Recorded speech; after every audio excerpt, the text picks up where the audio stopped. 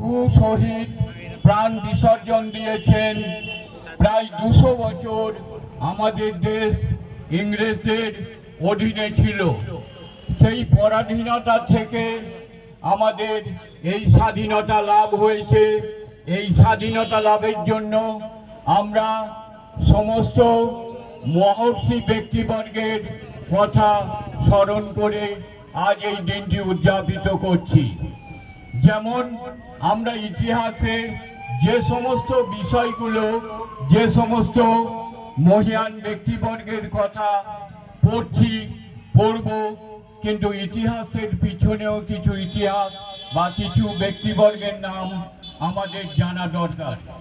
1944 সালে যিনি যে মহান ব্যক্তি নেতাজি সুভাষচন্দ্রের আজাদ হিন্দ ফৌজে নির্দ্বিধায় নিঃস্বার্থে 1 কোটি টাকা অর্থ দান করেছিলেন, সেই মহান ব্যক্তির আব্দুল হাবিব সাহেব, ওনার উদ্দেশ্যে আমরা সম্মান জ্ঞাপন করব।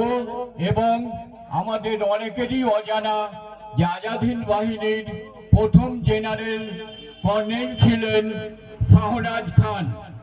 এই সমস্ত ব্যক্তিবর্গের আমরা সেই সাথে সাথে ক্ষুদিরাম বসু, নেতাজি সুভাষচন্দ্র বসু, ভগৎ সিং, ঝাঁসি রানী, তাঁতিয়া তোপি, বল্লভভাই প্যাটেল, এদেরও স্মরণ করব।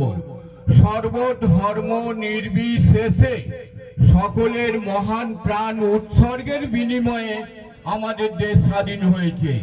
কোনো একটা সম্প্রদায় বা কোনো একটা শ্রেণীর উপর বেশ করে দেশের স্বাধীনতা লাভ হয়নি।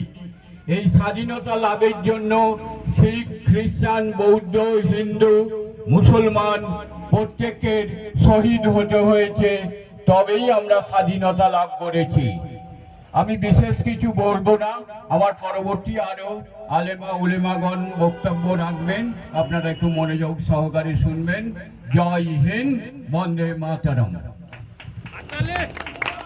খুব সুন্দর সংক্ষিপ্ত সময়ে মাস্টার সাহেব ইতিহাস তুলে ধরলেন।